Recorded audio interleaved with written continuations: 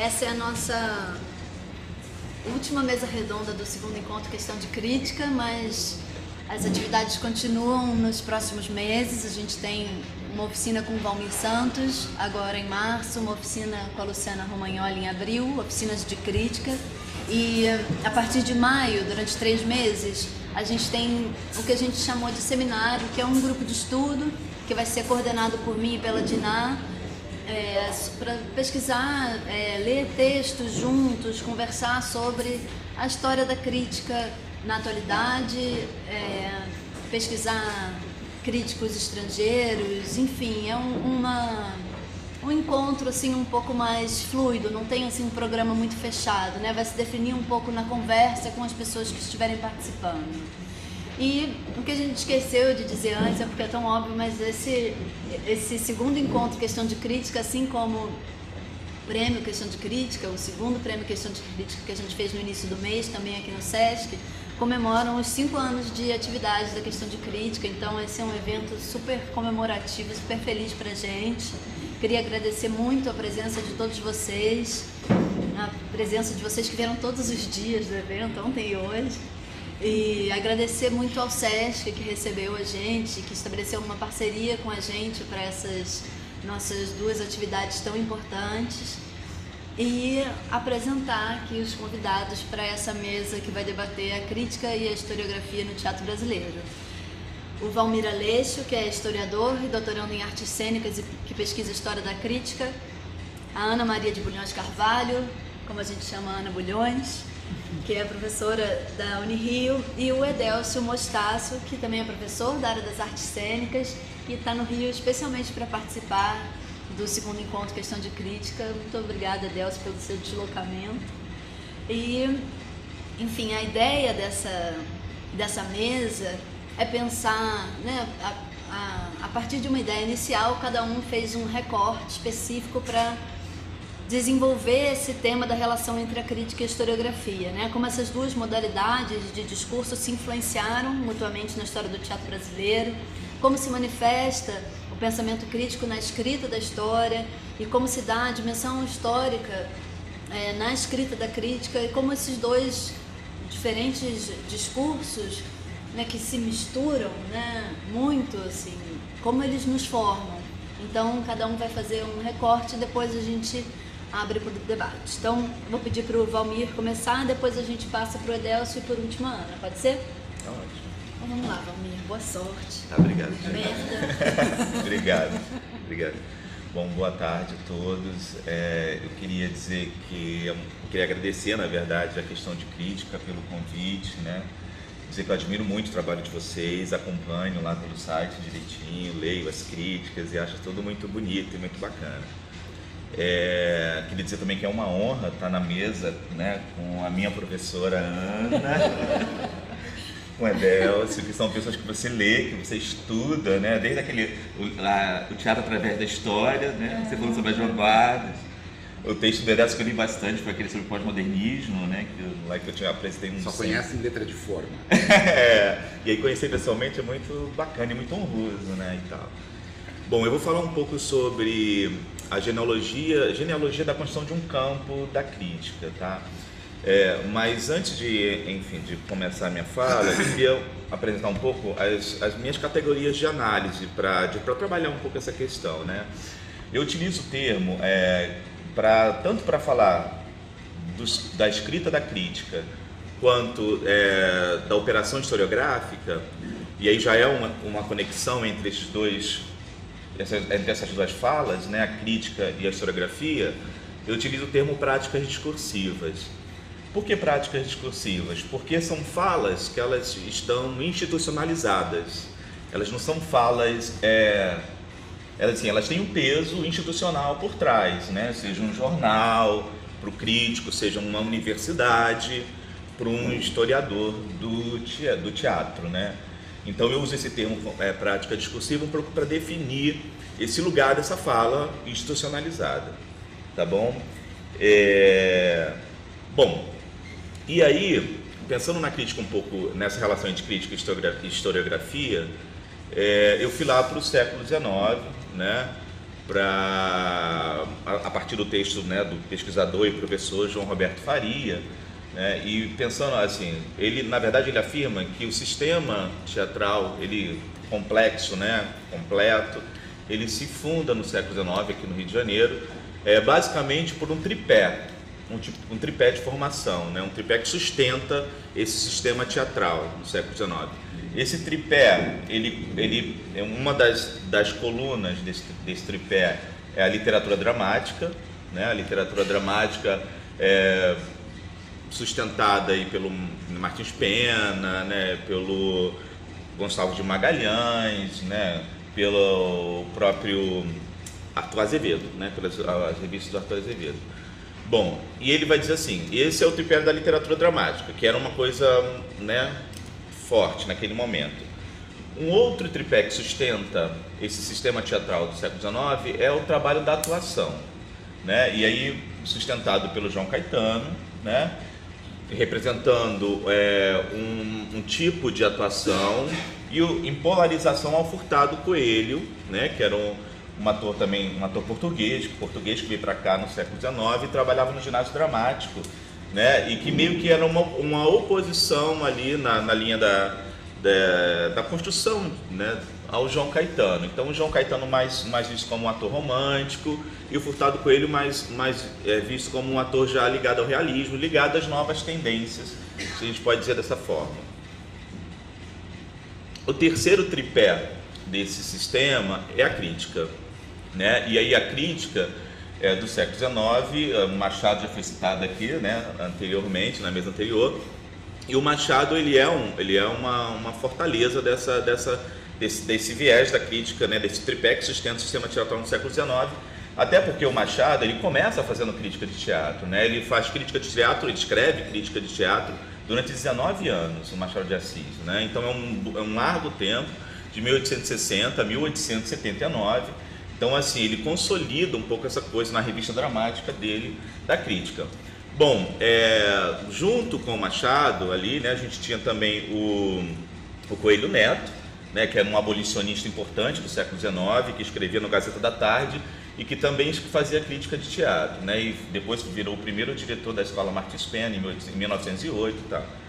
E por último, o José de Alencar, né, que escrevia no Correio Mercantil, a coluna dele chamava Ao Correr da Pena, e ele escrevia crítica, ou seja, a gente tem três nomes, Machado, Coelho Neto e José de Alencar, representando esse início desse campo de atuação da crítica no século XIX, ou seja, são o que eu chamo, e aí particularmente de críticos ilustres, né, porque é uma categoria né, ilustre.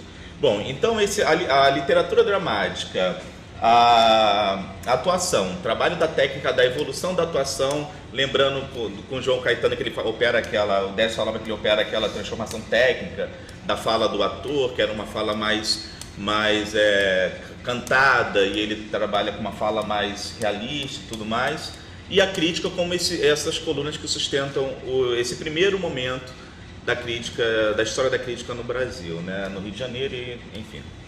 Bom, e aí já tem uma questão importante. Por exemplo, quando o Machado ele começa a fazer uma crítica, né, ao trabalho do João Caetano, empresário e ator, e ele faz a crítica ao João Caetano, mas meio que chancela, né, o trabalho do Furtado Coelho nas suas colunas na revista dramática. Ele já vai meio que definindo, né, a importância da crítica nos rumos da história do teatro, né, porque realmente, né, o ginásio dramático e o realismo ele acaba se tornando, né, acaba vencendo, se a gente pode dizer dessa forma, enfim, é mais informal um pouco a questão das disputas de gênero, disputas de campo de atuação ali no século XIX. Bom, e aí eu encerro assim, essa primeira parte, que é uma parte de apresentação do campo, para a gente ir para a década de 20 e aí já entrar no que eu chamo dos críticos antigos, né? Tem esse primeiro momento que são os críticos ilustres, e aí o segundo momento que são os críticos antigos a partir da década de 20, já do século 20. Bom, desde 1924, quando a SBAT propõe um encontro de escritores, de críticos ali nos anos 20, você vai começar a ter uma tentativa desses críticos, agora, né, denominados críticos antigos. Eu nem sei, essa é uma denominação que a historiografia utiliza, né, mas enfim, eu nem sei se seria a melhor denominação, né, mas enfim, eles começam um processo, uma operação, um processo que é a questão do associativismo, né? Eles começam a se associar, primeiro ali em torno da SBAT, e aí eles têm várias tentativas de fundar uma associação brasileira de críticos teatrais ainda na década de 20, né? Você consegue ver nos jornais o chamamento de alguns críticos, e aí, vamos nos reunir, vamos criar nossa associação, mas isso efetivamente só acontece quase 10 anos depois, em 1937, né? Quando, saindo do Teatro República, ali na Lapa, o Mário Nunes, que era crítico do Jornal do Brasil, junto com o Bandeira Duarte, que era crítico do Globo, né? E o Geisa Boscoli, que agora não lembro qual o jornal que ele escrevia, eles resolvem assim, então vamos criar a nossa associação. E aí eles têm um artigo chamado Carta Aberta aos Críticos Dramáticos. É um artigo que sai no Globo em 5 de julho de 37, e ele a partir desse chamamento, Carta Aberta aos Críticos Dramáticos, ele consegue, ali na Associação Brasileira de Imprensa, no prédio da Associação Brasileira de Imprensa, aqui no Rio, fundar a Associação Brasileira de Críticos Teatrais, né, a ABCT, em 37. Bom, e aí, essa associação, ela vai ser, acho que, super importante nessa questão da construção de um campo da crítica, porque eles vão começar a criar uma série de agenda e demanda para o Estado, no sentido de criar uma política mesmo de Estado para o teatro brasileiro, né? Então, assim, é o contexto do Estado Novo, né? Uma peça que é uma peça super importante na década de 30, que foi a montagem de Romeu e Julieta do Teatro de Estudantes do Brasil, com particular Carlos Magno e a Itália Fausta, em 38, né, um ano depois da associação ser criada, inclusive com o próprio Getúlio Vargas dando dinheiro, né, financiando a montagem do espetáculo. Tinha mais de 300 pessoas em cena, enfim. Bom, eles começam a ter uma relação com o Estado que ao meu ver, foi super importante para a gente poder hoje ter esse campo da crítica instituído, enfim. E eles começam a criar, por exemplo, é criado o Conselho Consultivo de Teatro, é criado o Conselho Nacional de Teatro, a Comissão de Teatro, e o mais importante deles foi o Serviço Nacional de Teatro, o CNT, né, que é criado também em 37, e aí não é uma coincidência gratuita o fato do primeiro diretor do Serviço Nacional de Teatro ser o Abadir Faria Rosa, que era da Associação Brasileira de Críticos. Ele era secretário dessa associação e ele sai do cargo de secretário da Associação de Críticos, né, para ocupar o cargo de primeiro diretor do Serviço Nacional de Teatro. Para vocês começarem a compreender como essa relação desses críticos também é uma estratégia, né, de criar aí uma demanda pública, né, uma agenda pública para o teatro. Bom,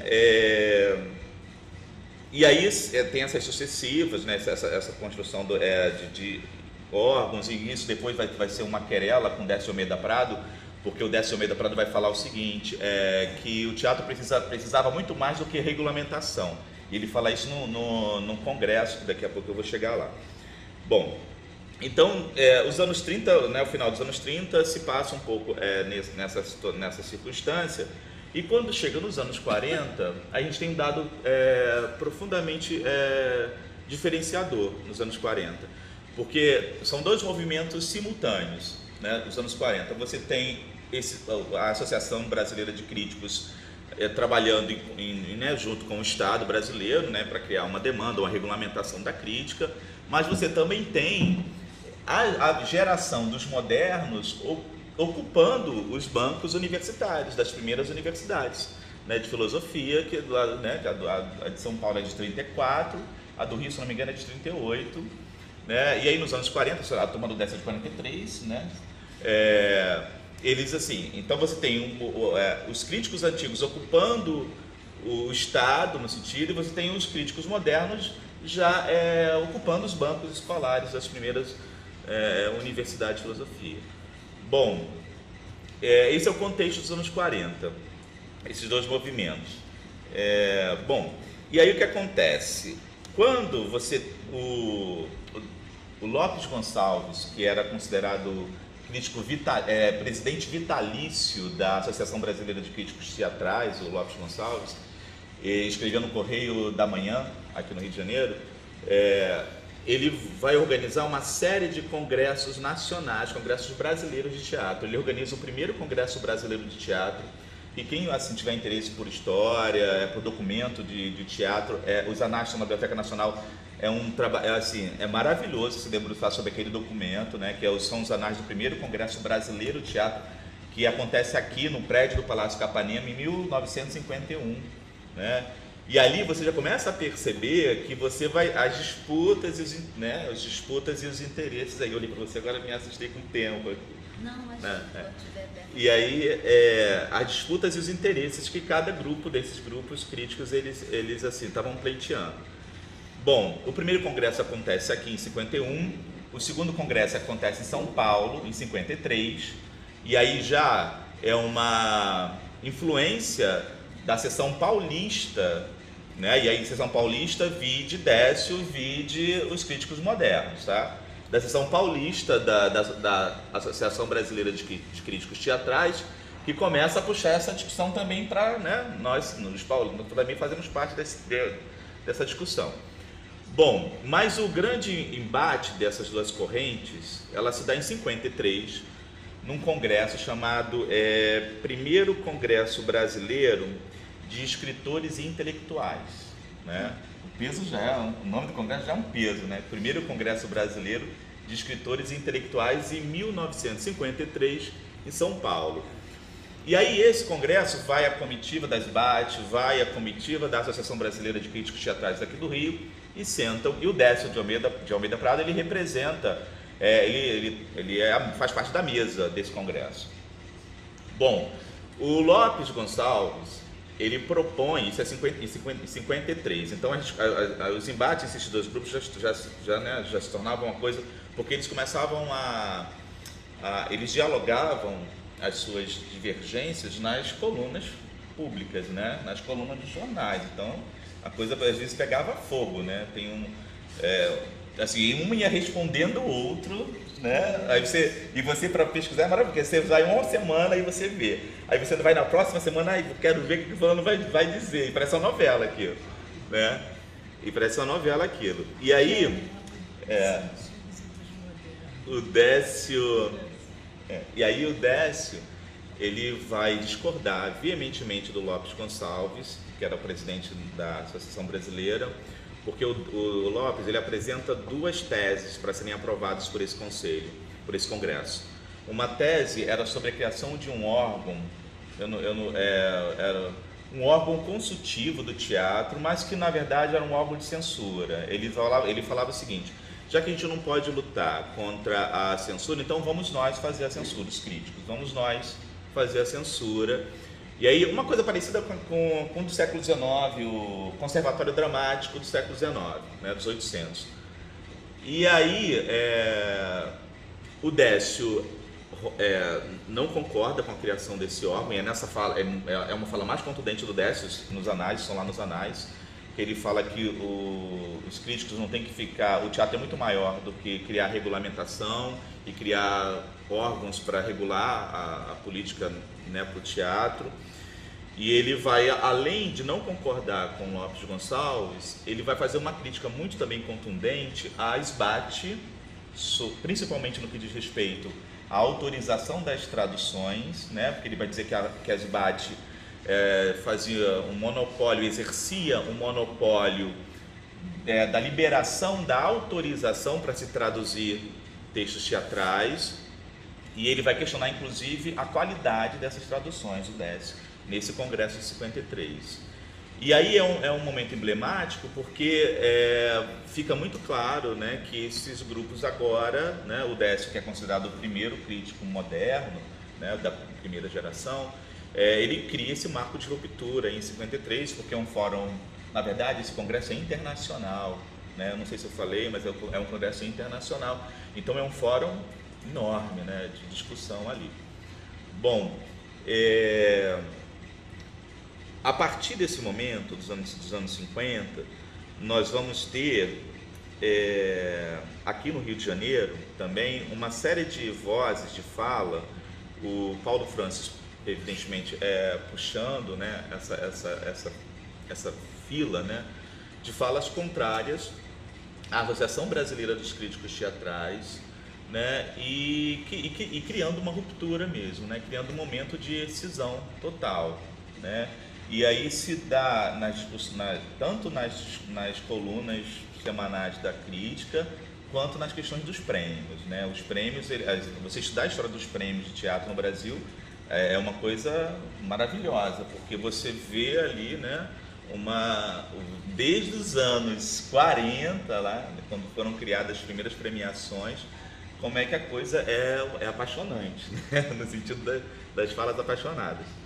E aí, bom, a gente começa a ter essa ruptura que ela se concretiza no ano de 58, quando é criado aqui no Rio de Janeiro o Círculo Independente dos Críticos Teatrais, né? E aí com Paulo Francis, com Henrique Oscar, com Brice de Abreu, com a Bárbara Eliodora, né? E esses críticos modernos, né? Eu adoro ler as colunas do Henrique Oscar, mas eu tenho que, assim, terminar aqui um pouquinho. Quando você se debruça sobre essa série documental que eram as críticas que esses críticos produziam, é muito claro você definir as características, você consegue pontuar, inclusive eu pontuei, né, 6 características de um lado e 6 características do outro, pontuar essa distinção, e aí no olhar para o espetáculo, né? A minha dissertação de mestrado, o título dela, né, é a invenção do olhar, porque você consegue, se debruçando por essa série documental, distinguir o olhar desses dois universos, dos críticos antigos e dos modernos.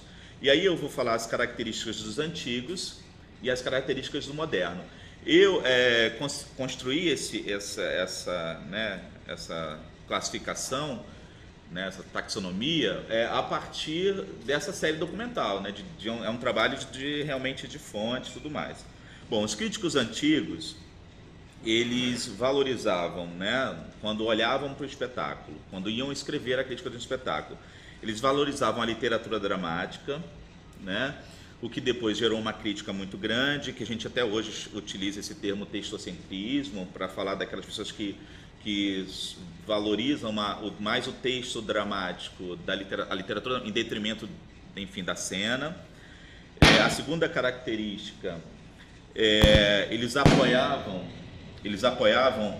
aquelas companhias que tinham aqueles grandes atores, né? O ator, astro e dono de companhia, empresário também, né? E aí Eva Todo, Procópio, Dulcina, eles, assim, era uma relação bem próxima desses críticos antigos com esse universo desses grandes atores e tudo mais. Terceira característica, eles amparavam também o uso do ponto ainda, né?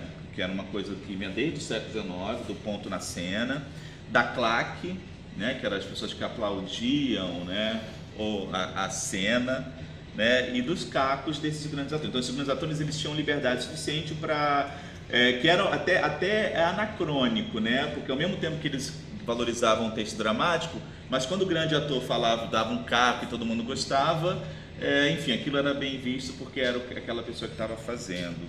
Bom, havia uma defesa, né, dos gêneros das comédias de costume, das revistas musicais, do teatro ligeiro.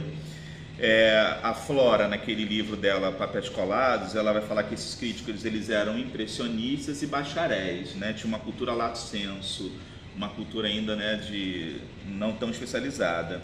E a última característica que eu pontuei essa necessidade de estar sempre olhando para o espetáculo, mas numa perspectiva quase estatal, assim, é uma relação muito próxima daquela ideia do Estado que a gente tem, do Estado novo, enfim, das coisas do Estado, né? Portanto, é um lugar de poder, eu não queria usar esse termo, mas é um lugar de poder, né, do Estado, enfim. E aí as características dos críticos modernos, tá? Eles já eram especializados, né? Vinham das universidades, das primeiras faculdades de filosofia. Eles tinham um projeto modernizador, né? O projeto modernizador, ele se desdobra em 2 eixos, né? Um eixo que inclusive o João Roberto fala sobre isso, né, no livro dele, que é um eixo que vai que faz a operação da dramaturgia para o espetáculo, né? Então eles valorizam mais a encenação, e do ator para o diretor, né? Então dentro dessa perspectiva dos modernos, você tem essa transição, né? Então, em vez de valorizar tanto a literatura dramática, agora eu vou mais olhar para a cena, né? E valorizar a cena, e tem uma fala emblemática do Décio ainda com relação ao vestido de noiva, que são as 137 mudanças de luz do vestido de noiva, né? Porque, ou seja, para você ver como o olhar já é um olhar, quer dizer, se você vê, você publicou, né? E eu li no seu folhetim as 2 críticas, as críticas do Lopes Gonçalves e a crítica do Décio, é algo que você consegue um pouco já visualizar isso aqui, né? O Lopes Gonçalves, a todo momento, ele dialoga com o Nelson Rodrigues, né? Ele começa a crítica dele falando assim: eu tive que me deter sobre esse texto. Ele nem fala da cena em si, do espetáculo em si. Você vai ver a crítica do Décio, o Décio já fala, a primeira coisa que o Décio abre é falando da iluminação do espetáculo, ou seja, já tem uma diferença aí do olhar para a cena, né? Um outro ponto bastante característico dos críticos modernos é a influência do Jacques Coupeau, né, da escola do Coupeau, aqui no Rio de Janeiro, né, da influência do Coupeau aqui no Rio de Janeiro, o apoio à profissionalização dos artistas, né, que é a partir do, quer dizer, entre os anos 40 e os anos 50, essas categorias elas vão se colocando, mas a partir de 58 isso, né, tanto é que a associação, aqui no Rio, ela termina, a Associação Brasileira de Críticos, e só vai continuar de São Paulo, que é fundada, se eu não me engano, em 56, mas que vem de dentro da Associação Brasileira, né? E eles traziam também uma discussão que era a questão do teatro sério, em detrimento apoiavam um teatro mais sério, um teatro mais em detrimento das comédias de costume que eram feitas aqui, né? Bom, já estou encerrando, já com a conclusão, tá bom. E aí você já vê, por exemplo, a gente estava falando da Bárbara aqui até apaixonadamente, né? Mas tem uma crítica da Bárbara em 59 para o Eles Não Usam Black Tie, que estreou em São Paulo em 58, né, no Arena, e aqui no Rio estreou aqui nesse bairro, né, em Copacabana, em 59, e que é uma crítica muito interessante, porque já naquela época, em 59, porque aí ela já começa a apontar para a questão da encenação, que é uma discussão que meio que rola até hoje, né? Como que a encenação daquele grupo que estava fazendo um teatro de arena, né, e estava trazendo o morro para a cena, era uma coisa importante, era uma coisa que um marco, né, na história do teatro brasileiro. Eles Não Usam Black Tie. E você lê a crítica da Bárbara lá em 59, você vê um pouco como essas características dos modernos se faz muito presente naquela crítica de 59, né? Assim, o momento de disputa já passou, né? Agora, com a criação do Círculo Independente dos Críticos Teatrais, você já tem uma consolidação desse novo olhar para a cena dos modernos, né? Do qual a Bárbara faz parte, dessa geração dos modernos. Bom, e a ideia da cena, de olhar para a cena, quando eu falo cena, eu estou falando de 2 pontos que eu acho que são super importantes para a gente pensar a cena, que é a questão da autonomia da cena em relação ao texto, né, da autonomia da cena em relação ao texto, e da ideia de liberdade de criação dentro desse universo artístico, né? Como que a cena ela é um lugar onde você tem liberdade realmente para criar, né, enquanto artista. Bom, e agora eu já vou encerrando. E aí, para encerrar, eu queria colocar algumas questões, né? Questões que permeiam o meu trabalho todo, desde a dissertação e que vão permear também agora a minha tese, que é o seguinte: pensar que a história da crítica, ela só tem razão de ser, né, para você se debruçar sobre uma história da crítica teatral, ela só tem razão de ser se você entende a crítica no diálogo com a cena, né, no diálogo com a encenação, com o espetáculo. Não dá para você tentar construir uma história da crítica a partir, por exemplo, do diálogo da crítica com o mercado, ou do diálogo da crítica com a instituição de origem, né? Porque, por exemplo, quando se fala da Bárbara Heliodora hoje, ela representa uma instituição, né? Aliás, eu vou falar, enfim, não sei, mas assim, é impressionante o Rio de Janeiro, né? Uma capital, praticamente uma metrópole, só tem um grande jornal de circulação, né? Ou seja, não tem diversidade nenhuma, não tem, né? É um monopólio essa coisa. Então, pensar um pouco no crítico, representando essa instituição que está por trás, né? Ou seja, é um projeto ali, né, de mercado, inclusive. Bom, então só vale a pena estudar a crítica teatral se você pensa a crítica a partir do diálogo com a cena. Esse é um ponto de reflexão. Um outro ponto de reflexão é que eu vejo o crítico como artista também, né? O crítico, ele produz uma poética discursiva, e uma poética discursiva que é uma linguagem, né? E, portanto, o crítico é um artista, né? A gente ontem na mesa de ontem estava discutindo essa filiação de ser artista ou não ser artista. Se você faz crítica de teatro, você é um artista, porque você está produzindo, está escrevendo alguma coisa, uma linguagem poética, né? Em relação ao que você assistiu, olhou, né? E por último, e aí eu queria fechar a minha fala, falando que esses 2 universos, tanto o universo da crítica teatral quanto da historiografia, eles estão profundamente relacionados, até porque eles eram feitos pelas mesmas pessoas, né? Os críticos de teatro que construíram uma historiografia de teatro, né? Eles eram feitos pela mesma pessoa. E aí eu tenho os exemplos do Lafayette Silva, que escreveu a História do Teatro Brasileiro em 1938, que escrevia no Diário da Noite, né, do Mário Nunes, né, do famoso 40 anos do teatro, que ele era crítico do Jornal do Brasil, né, o próprio Brício de Abreu, que escreveu no Diário da Noite, e o meu objeto de pesquisa no doutorado é o Brício, e ele escreveu um livro, Esses Populares Tão Desconhecidos, é um livro um pouco mais desconhecido mesmo, até acho que o título do livro ficou, né, enfim. O próprio Décio, o Sábato e o Ian, né? Ou seja, os caras que fizeram uma historiografia, a história do teatro brasileiro, escreveram uma historiografia do teatro brasileiro, também eram críticos, né? Então essa relação é imbricada, né? É uma relação muito próxima. Bom, eu encerro por aqui, tá? Obrigado. Obrigada, muito obrigada. Então, Valmir, vamos passar então para o Edélcio, com vocês, Edélcio Mostarcio.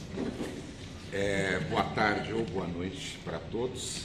É um prazer estar aqui no Rio e atender esse convite da Daniele e da Marta também, enfim, da questão de crítica, para participar dessa atividade que eu acho que é tão significativa, tão importante, cada vez mais rara, né? Nós temos a oportunidade de podermos conversar sobre a crítica e, enfim, colocá-la, digamos assim, em questão. Uhum. Eu vou falar de questões ligadas à historiografia e à crítica, e vou falar sobre 2 momentos mais especificamente, tá? E a minha reflexão se inicia a partir de uma colocação do Walter Benjamin, num livro dele dedicado às passagens. O livro se chama exatamente Passagens, tá bom? Agora saiu, tá? Um livro chamado Passagens, que é um livro muito citado e muito pouco lido, na realidade. Enfim, entre os muitíssimos assuntos que o Benjamin aborda nesse livro, ele aborda também a questão da prostituição em Paris, no século XIX.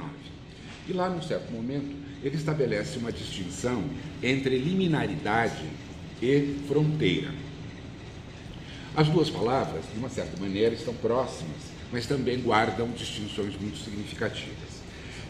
A liminaridade, ela se refere a um limiar, ou seja, uma porta, ela se refere a um umbral, a um ponto de passagem, ou a uma zona de passagem. Não é? E a sua grande característica é que ela estabelece a mediação entre dois universos. Então, portanto, ela é um ponto de passagem entre duas coisas de natureza diferenciadas. Enquanto que a fronteira, ela estabelece uma linha divisória. Então, se nós temos um local aberto, que é o limiar, que é a porta, não é? No outro nós temos uma linha fechada. Então, a fronteira, ela é sempre uma linha fechada. A fronteira é um conceito fundamentalmente político. Ela é um conceito muito associado com a questão da política administrativa, não é? E nesse sentido, então, ela demarca territórios, e ela demarca territórios de um modo extremamente preciso, através de passaportes. Não é? Então, cruzar uma fronteira significa mudar de país, significa passar para um outro domínio. Então, eu trouxe essas duas grandes alegorias, digamos assim, de Benjamin, para pensar um pouco inicialmente a questão da modernidade e do modernismo no teatro brasileiro. De uma certa maneira, alguns aspectos dessa questão já foram tematizados anteriormente aqui, e então é saudável isso, porque eu posso ir um pouco adiante sem precisar entrar em alguns detalhes. Vejamos o seguinte: mais ou menos em 1980, era aceito pela, digamos, a consciência teatral brasileira que vestido de noiva era o marco inaugural da modernidade entre nós. Então, pode-se dizer que, em torno mais ou menos de 1980, estava assentada e cristalizada a ideia de que o nosso modernismo teria se inaugurado, teria se iniciado com a estreia do texto do Nelson Rodrigues e, ao mesmo tempo, o espetáculo produzido por Ziembinski. Ora, em 1980, nós vivíamos sob uma ditadura, num momento em que uma série de discussões estavam um tanto quanto travadas exatamente em função das muitas prisões, perseguições, enfim, cerceamentos dos mais variados existentes dentro não só da universidade, mas no país como um todo. Muito bem, caminhando na década de 80, nós vamos nos aproximando ou entrando nisso que foi conhecido como a distensão, né? O momento de distensão da ditadura, e que também, de uma certa maneira, correspondeu ao momento internacional qualificado mais ou menos como pós-moderno. Então, de modo que nós temos uma similaridade ou uma simultaneidade de eventos, de acontecimentos. Quer dizer, esse momento de distensão brasileiro coincidindo com um momento internacional de revisão de muitos padrões, de questionamentos, né, os mais variados, sobre uma série de tradições anteriores ou uma série de padrões, digamos assim, anteriores que estavam fixados. E é exatamente, então, quando vai começar uma reflexão um pouco mais aprofundada sobre a questão do modernismo brasileiro no teatro. Nós temos um primeiro livro do Vitor Adler Pereira, chamado A Musa Carrancuda, no qual ele exatamente vai começar a questionar o que era o ambiente intelectual dos anos 40, no momento, exatamente quando o Vestido de Noiva foi, então, estreado. E sob que circunstâncias aquilo tudo ocorreu. Logo depois, nós vamos ter, então, outras investigações que estão sendo promovidas, e até agora ainda, como é o caso de Sebastião Milaré, que lançou, agora mais recentemente, um livro dedicado à Batalha da Quimera, no qual ele pretende, ou ele procura, digamos assim, resgatar o papel de Renato Viana em toda a sua trajetória, todos os seus empreendimentos, em relação à questão do modernismo. Temos uma outra historiadora chamada Cristina Riego, que fez toda uma análise das revistas modernas, ou modernistas, não é?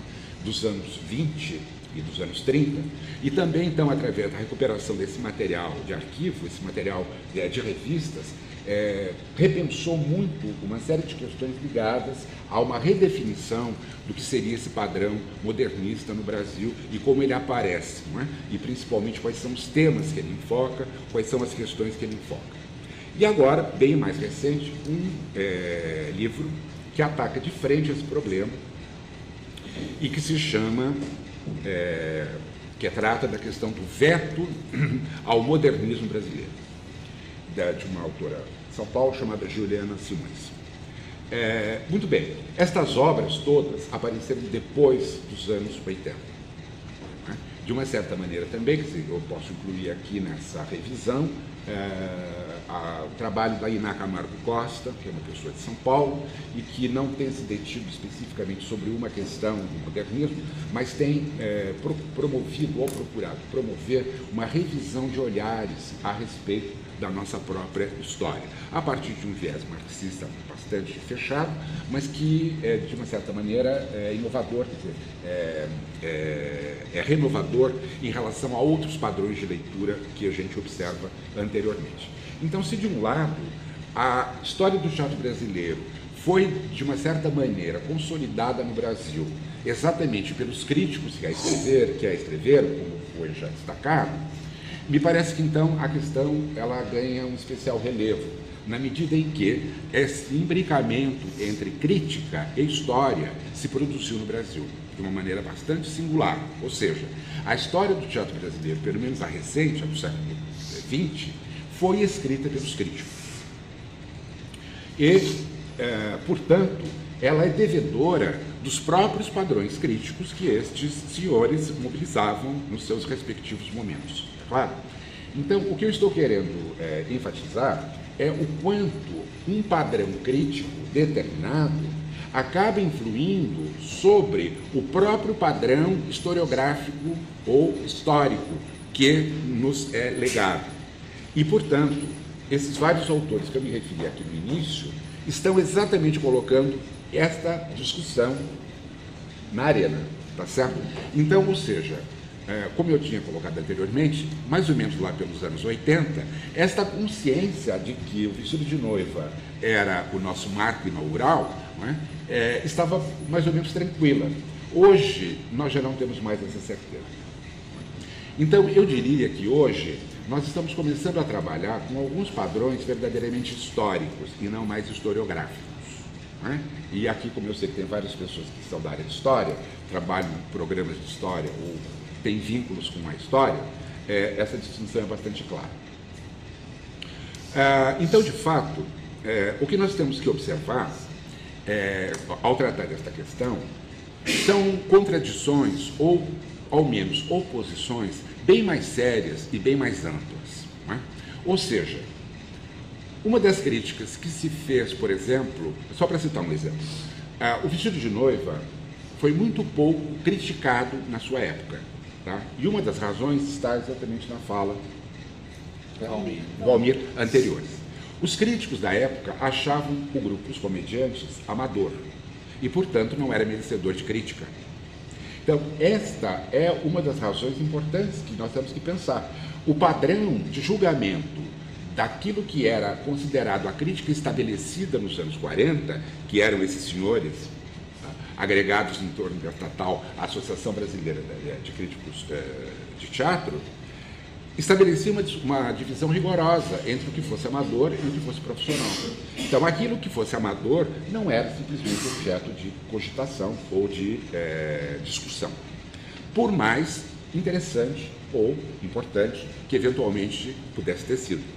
Isso tinha acontecido também com o Teatro Estudante do Brasil, de 38, na iniciativa do Pascoal e outros. Então, ou seja, quando nós começamos a remontar a história do teatro brasileiro, todas as tentativas de modernização estão no amadorismo. nenhuma delas está no profissionalismo. Então, quando nós voltamos lá para trás ainda, em 17, em 15, em 17, não é? Nós vamos encontrar os grupos amadores, especialmente em São Paulo, mais especificamente anarquistas, não é? Fazendo um teatro extremamente diferenciado em relação aos padrões profissionais e com algumas propostas extremamente interessantes e curiosas e que só vão começar a ser valorizadas agora nos anos 90, ou nos anos 90 do século XX. Né? Então isso passou desapercebido ao longo de todo o tempo. A própria Batalha da Quimera, então, colocada pelo Renato Viana, era um movimento amador. Começa com um movimento amador. A iniciativa do Flávio de Carvalho em São Paulo, em 1933, fazendo o Bailado do Deus Morto, era uma iniciativa amadora. O teatro de brinquedo, feito aqui no Rio de Janeiro, não é? Pelo Álvaro Moreira e pela Eugênia, era uma iniciativa amadora. O teatro do estudante no Brasil era uma atividade amadora. E os comediantes e o vestido de noiva foram uma atividade amadora. O grupo só se profissionaliza depois. Então, o que eu estou querendo chamar a atenção é que essa oposição entre amador e profissional precisa ser urgentemente revista. Se nós levarmos em consideração que temos uma extrema generosidade para com os estrangeiros, todos nós achamos que André Antoine verdadeiramente foi, entre aspas, o inventor da encenação, com um grupo amador. Todos nós achamos que Stanislavski foi um grande renovador da cena, um grande renovador do teatro russo, um grupo amador. Ainda não era um grupo profissional quando ele começa. Né? Que os Provincetown, né? Grupo ao qual pertenceu o Eugênio O'Neill nos Estados Unidos, era um grupo amador. Então, na realidade, quando nós vamos observar, o teatro profissional é muito reacionário, é muito ligado à tradição no mau sentido. Quer dizer, ele é muito aferrado a uma série de padrões conservadores, não é? E quase sempre avessos à renovação, avessos à modificação ou avesso ao novo, à emergência do novo. E que, de fato, o grande padrão da renovação ao longo do século XX, e marcadamente pela atuação das vanguardas históricas, esteve ao lado daqueles que estavam fora do poder. Aqueles que estavam fora dos centros hegemônicos de decisão, aqueles que estavam, de uma certa maneira, cobrando ou colocando em discussão exatamente quais eram esses padrões hegemônicos existentes, tá certo? Então, me parece que pensar a história hoje é também repensar estes padrões que, durante tanto tempo, sustentaram um certo tipo de discurso em relação à sua própria construção. E que, portanto, criar uma historiografia, quer dizer, pensar uma historiografia e fazer uma historiografia, é enfrentar, sim, essa distinção entre o liminar e a fronteira. Então, até onde nós estamos tratando de territórios perfeitamente delimitados e até onde nós temos que trabalhar com a noção de transição, nós temos que trabalhar com a noção de passagem, nós temos que trabalhar com a noção da nuance. Não é? É muito interessante quando o Benjamin fala nessa liminaridade, porque ele explicita o seguinte: a liminaridade é uma experiência cada vez mais em crise ao longo do século XX e que vai se aprofundando cada vez mais, não é? E que eu acho que hoje nós chegamos ao máximo, não é? Que é quando nós acionamos o nosso controle remoto e pulamos do canal 5 para o canal 47. Ou seja, nós simplesmente eliminamos toda a série compreendida entre um número e o outro. Então, a liminaridade, ela é um padrão ligado com a angústia, ela é um padrão ligado com a vivência humana, ela é um padrão ligado com a temporalidade, com a vivência da temporalidade. Não é? E a fronteira é um território que não trabalha nesse linear. Não é? Então, eu penso que, quando o senhor Décio de Almeida Prado e outros não é, decretaram o que era o moderno no Brasil, eles estavam, sim, apertando o seu zap em relação ao nosso passado. Não é? Ou seja, promovendo um salto um tanto quanto artificial em relação a esta questão. Depois, de uma certa maneira, o Décio é muito generoso e muito inteligente, sempre foi, não é? Ele vai fazer um pouco a autocrítica, escrevendo sobre o Procópio e falando sobre outros grandes nomes do passado. Mas é preciso levar em consideração que quando ele, então, no início, jovem, né, então, assume as questões ligadas a esse modernismo no Brasil, ele estava, sim, eu acho, dando esse zap, quer dizer, dando um salto em relação a um passado que lhe parecia, naquele momento, exatamente morto, embolorado, viciado, repetitivo, enfim, impregnado do que poderia existir de pior naquela cena compromissada com padrões bastante antigos e com padrões bastante, digamos assim, ultrapassados. Não é?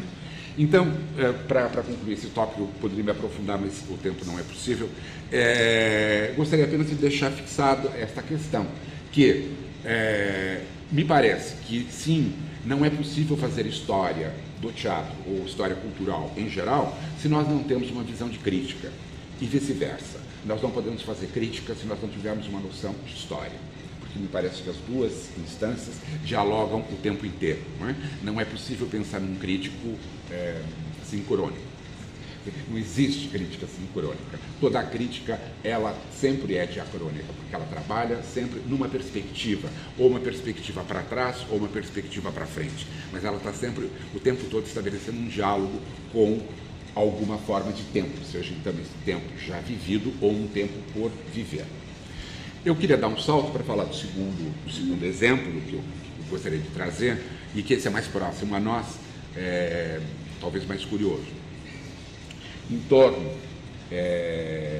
do grupo Zicroquettes. Hoje em dia, todos vocês viram o filme da Tatiana Issa e, evidentemente, sabem quem foram os Zicroquettes. O nome é peculiar e bastante conhecido, enfim. Só que isto, até o filme ter estreado, não era exatamente assim. Os Zicroquettes em 1972, no finzinho do ano de 1971, aqui no Rio de Janeiro, numa obscura boate na Lapa, quando a Lapa ainda não era o que é hoje. Né? A Lapa ainda era fronteira, a Lapa ainda estava do lado de lá. Né? E naquela época, então, quer dizer, ir à Lapa era algo, digamos assim, um pouco, precisava passaporte,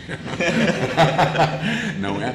E eles, então, estreiam esse espetáculo ali numa boate pequenininha, num cabarezinho, uma coisa pequena e tal, e o espetáculo vai bastante bem, mas para as condições em que ele foi feito ali, de bafom que a Lapa representava naquele momento. Só que o Landale, que acabou se tornando o líder do grupo, e que era uma pessoa que tinha muitos contatos, enfim, na vida artística, não é? Era, dentre eles todos, evidentemente, a pessoa com maior circulação no ambiente teatral, cênico, não é? Artístico do Rio da época, resolve levar o espetáculo para São Paulo. Ele acreditava no espetáculo, na possibilidade do espetáculo ganhar uma outra potência, não é? E eles acabam indo também para uma boate em São Paulo. Era uma boate um pouco maior e menos bafom do que era aqui na estreia. Mas mesmo assim ainda não deixava de ser um circuito, digamos, alternativo, mesmo em São Paulo. E aí um empresário viu o espetáculo lá e quis imediatamente colocar o espetáculo num teatro. E aí então o grupo faz uma série de reformulações naquilo que era praticamente um show, e ele estreia, então, como um espetáculo no Teatro 13 de Maio, aí já no comecinho de 1972. E iniciou-se, então, isso que foi um verdadeiro fenômeno em São Paulo, na época em que o espetáculo ocorreu. Não é? Muito bem. O espetáculo fica durante um ano inteiro em cartaz em São Paulo, atraindo um público enorme, e atraía famílias inteiras, era o papai, a mamãe, o titio, a titia, as criancinhas, todo mundo era fã do Zicroquettes, não é? E tinha filas de pessoas que acompanhavam o elenco de noite, nas festas, nos lugares onde eles iam, nos restaurantes e tal. Então foi um verdadeiro, dizer assim, frisson, entendeu? A passagem do espetáculo por São Paulo. E esse fenômeno vai voltar a acontecer quando ele vem para o Rio, no retorno, né, dele para o Rio, agora já no outro formato, consagradíssimo, para estrear no Teatro Ipanema, e aonde ele vai ficar durante todo o ano de 1973. Repetindo no Rio o mesmo fenômeno que tinha ocorrido em São Paulo. Então, essa febre, digamos assim, da sociedade em torno do espetáculo foi verdadeiramente fantástica e algo que eu reputo de grande importância, porque raras vezes o teatro tem essa possibilidade, ou tem esse poder de arrebatar a sociedade, não é? Realmente criar uma tietagem, como foi chamada na época, essa expressão vem daquele período. Muito bem, o que eu queria insistir um pouco não é tanto nessas qualidades artísticas do espetáculo e tal, que são maravilhosas, mas pensar um pouco do ponto de vista histórico. Pois bem, pouquíssimos críticos falaram sobre o espetáculo. Em São Paulo foram 3 ou 4, no Rio eu não sei porque não tive oportunidade de pesquisar quantas críticas foram feitas, tá? Mas certamente não foram muitas também. De uma certa maneira, o que pesou em São Paulo não é um espetáculo teatral, não tem texto, é feito por homossexuais, não exatamente pelo fato da questão de gênero, mas não é um espetáculo feito por artistas consagrados, artistas reconhecidos da classe artística, entendem? Não é? Então, é um espetáculo feito por, entre aspas, marginais, uma coisa que não pertence exatamente ao circuito ao qual nós estamos habituados. Outra questão que foi levantada era um pouco a ambiguidade muito grande que o espetáculo propiciava. Vocês não viram, porque são todos jovens. O espetáculo, os atores, os intérpretes, não escondiam a sua característica masculina. Vários deles tinham barba, bigode, pelo no corpo, não é? E isso nada era escondido. O espetáculo não era um espetáculo de travesti, não era um espetáculo de drag queen. Ele era um espetáculo de homens, não é? Que assumiam uma característica, a sua homossexualidade, com muita ênfase. Então, isso motivou uma zona liminar muito complicada que as pessoas não conseguiam entender. Porque tudo elas precisavam explicar. Ou é homem, ou é mulher, ou é homossexual. Agora, o que é essa coisa ambígua que vive aqui e ali? Não tinha explicação, não tinha classificação. Então, a questão era moral, entendem? Quer dizer, há um problema moral que acabou pesando também sobre esta distinção em termos críticos, no sentido de uma valorização, ou não valorização, não importa, mas que fosse apreciável, entendem? Outra questão que se colocou também era que, na realidade, não era um fenômeno exatamente artístico, mas era um fenômeno vivencial. Era um fenômeno que estava ligado muito mais com a comunidade que eles formavam do que propriamente uma realização artística. Então, esse aspecto também foi ponderado e considerado. Eu diria que todos os aspectos que foram negados naquela ocasião e naquela época, hoje são extremamente valorizados por nós, quando nós pensamos a partir da arte da performance. Então, aquilo que não tinha nome naquela ocasião, aquilo que parecia insubordinado, aquilo que se revelou ser um produto obscuro ou um produto inclassificável, como diz o Antunes, nós somos inclassificáveis, e era efetivamente algo de inclassificado. Inclassificado o quê? Dentro dos padrões daquele momento, dentro das noções com as quais as pessoas trabalhavam naquele momento. Mas visto da perspectiva de hoje, em que nós trabalhamos com outras classificações ou outros modos de entendimento sobre o que seja um fenômeno artístico e até mesmo um fenômeno espetáculo teatral, todos eles, o espetáculo atendia a todos eles, ou seja, o espetáculo era uma criação coletiva, sim. Ele tinha partido de um texto originalmente, mas o texto foi tão dissolvido, foi tão mexido, foi tão alterado, que nada mais se reconhecia desse texto na realização.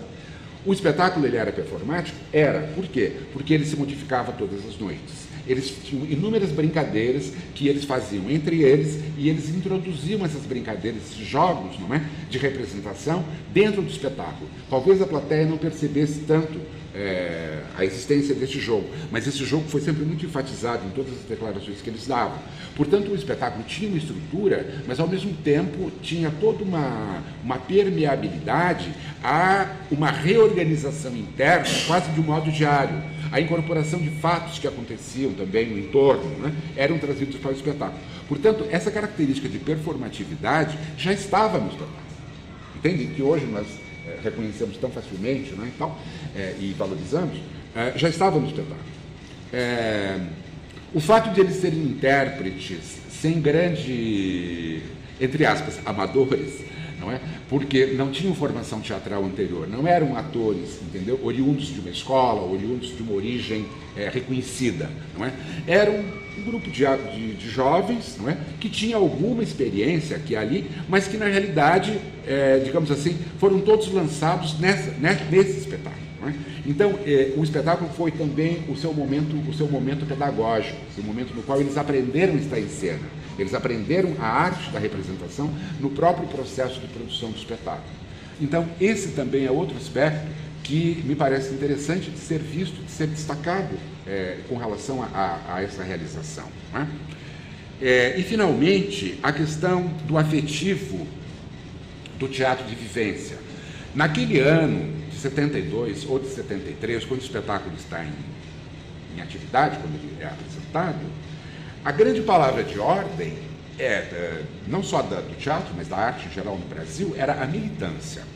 Não é? É preciso fazer arte de protesto, é preciso reclamar contra a ditadura, é preciso combater a ditadura. E o espetáculo não combatia a ditadura exatamente naqueles mesmos termos. Não é? Então, ao propor um espetáculo que não discutia nenhum problema político diretamente, o espetáculo entrava numa zona comportamental. O espetáculo ele se dirigia e ele se produzia exatamente numa zona próxima, uma zona de atuação corporal, digamos assim, um jeito de corpo, como muito mais tarde o Caetano Veloso vai dizer, não é? Algo que não estava imediatamente dado por uma consciência política, mas algo que estava dado por uma consciência somática, digamos assim, no sentido de que o espetáculo refletia todo um apanhado da contracultura que se desenvolveu nos anos anteriores e que agora se colocava enquanto um discurso artístico. Então, isso também foi um dos motivos que surpreendeu muito as pessoas. Ou seja, quando se esperava um abaixo à ditadura, quando se esperava uma palavra de ordem perfeitamente caracterizada, o espetáculo não articulava, entende? Então, é nesse sentido que o espetáculo surpreendeu, porque ele, talvez exatamente então, por todas essas razões, foi um enorme sucesso de público, entendeu? E muitos dos espetáculos que gritavam abaixo da ditadura não passaram de 4 ou 5 gatos pingados na plateia. Então, eu quero, para concluir, apenas então dizer que, quando nós temos que pensar a historiografia, me parece que se nós não temos uma visão bem articulada sobre crítica e uma visão sobre padrões críticos, não é? E principalmente eixos críticos, nós corremos o risco de muitas vezes não sabermos valorizar os produtos históricos do nosso passado e talvez cometermos injustiças extremamente sérias. Ou por desprezo, ou por ignorância, ou por omissão. Muito obrigada, Delcio. Vamos então passar para a Ana. Muita responsabilidade. Ficar aqui entre o mestre e o que se diz discípulo, realmente. Eu estou sentindo a responsabilidade de ser mediadora. E como, bem, eu pensei, eu tinha um pouco visto a proposta de vocês e eu pensei que talvez, primeiro, fosse mais fácil fazer umas anotações, as quais eu praticamente vou ler, assim, de uma forma dialogada, mas porque eu sei que tudo isso vai levantar muita polêmica e a vontade de conversar é maior. Depois, para dizer que enquanto vocês estavam falando, ao longo das falas, eu percebi como entra em diálogo com o que eu estou dizendo e nem sempre eu concordo ou, enfim, tomo outros direcionamentos e a gente pode voltar a isso depois na conversa. Então eu chamei essa fala a crítica como atitude, variações sobre a crítica e notas sobre a crítica teatral. O que é crítica? Para arriscar alguma resposta, eu fui lá no Foucault, naquele texto dele, Crítica, o que é a crítica? Crítica e Aufklärung, crítica e reconhecimento, que foi uma palestra que ele pronunciou numa sociedade de filosofia e foi traduzida na revista dessa sociedade. A entrevista de 78 foi publicada em 90, eu acho. Ao observar o que ele chama de atividades polêmico-profissionais que trazem esse nome de crítica, ele percebe que isso refere a uma certa maneira de pensar, de dizer, de agir, uma certa relação com o que existe, com o que se sabe, com o que se faz, uma relação com a sociedade, com a cultura, uma relação com os outros também, e que se poderia chamar de atitude crítica. Ele chama assim. Então, pelo que observa o filósofo, antes de se formular como discurso, a crítica caracteriza uma atitude. Isso a gente viu muito permear essas falas. Uma atitude cuja natureza se delineia e cuja função se configura, como ele diz, em relação a outra coisa que não ela mesma. A primeira noção sobre a natureza relacional da crítica, consequente a essa lógica que Foucault estabelece, remete à ideia de discurso intermediário, de instrumento. A crítica é instrumento, meio para um devir, na expressão de Foucault. Sob esse aspecto, a crítica, ou melhor, o discurso pelo qual se manifesta, constitui-se em discurso a serviço de, discurso à disposição de, e que estabelece, com os campos de conhecimento ou de produção em que se insere, uma relação de pertencimento. Para esse campo eleito, estabelece princípios, critérios e códigos específicos, conforme os modos de pertencimento que queira estabelecer. Esses modos de pertencimento também dizem respeito aos meios que a crítica se utiliza para se expressar.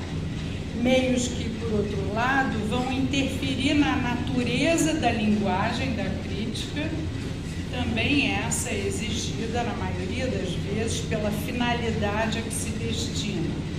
Nada é simples nem gratuito quando se trata de analisar essa atitude crítica. As relações que se estabelecem entre princípios, meios e fins serão relações de necessidade. É uma atitude dependente que se expressa por meio de um discurso cuja natureza e função vão ser afetados pelo campo a que passa a pertencer, uma vez que seja o campo em que se inserem as manifestações humanas sobre as quais o crítico se debruça. Dessa observação de ações e de produções humanas surgem os variados discursos da crítica, como a crítica da cultura, se for esse o campo, ou a crítica da arte, se são objetos artísticos. A especulação sobre a atitude crítica leva em consideração o tempo e o espaço em que se observa o fenômeno, as condições intelectuais e materiais das reflexões resultantes da observação e o público que deseja alcançar o discurso crítico produzido. Os três movimentos, o tripé também se poderia dizer. Uma avaliação da atitude crítica em jogo considera o diálogo entre todos os elementos envolvidos na relação do observador ao observado e a linguagem utilizada. A crítica traz a visão de outros olhares, fenômenos criados por seres reconhecíveis e apresentados num tempo e no espaço a partir de critérios perceptíveis no objeto observado e, supostamente, na linguagem que o crítico vai utilizar.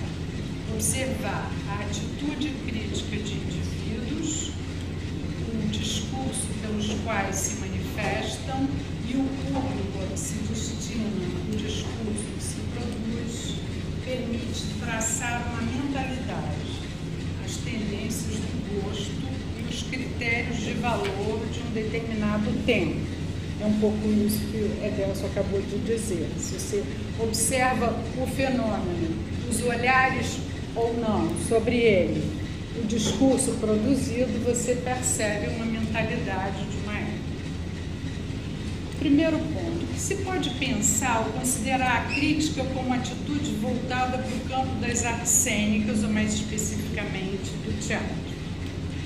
A vastidão desse campo observado, isso é, a amplitude do campo teatral como objeto da atitude crítica, obriga desde o início que se estabeleçam fronteiras relativas às observações que se podem fazer, de modo geral, em relação ao que se chama crítica teatral, devido às suas variações de natureza, função e concepção crítica, fatores que vão determinar as escolhas discursivas usadas pelo crítico. O lugar de onde observa o fato, o meio em que vão se expor as ideias sobre esse fato e o leitor para quem vai escrever são fatores condicionantes do modo como o crítico manifesta a sua atitude crítica. De modo amplo, pense no objeto de observação do crítico teatral. E aqui eu vou levar o termo teatro para o sentido mais geral, como arte coletiva, arte de conjunto, prática que resulta do cruzamento complexo e plurissignificativo de linguagens e signos, oferecida ao público em eventos efêmeros, datados, localizados espacialmente e que se esgotam naquela forma apresentada a cada tempo convencionado. Começa às 8, acaba às 10.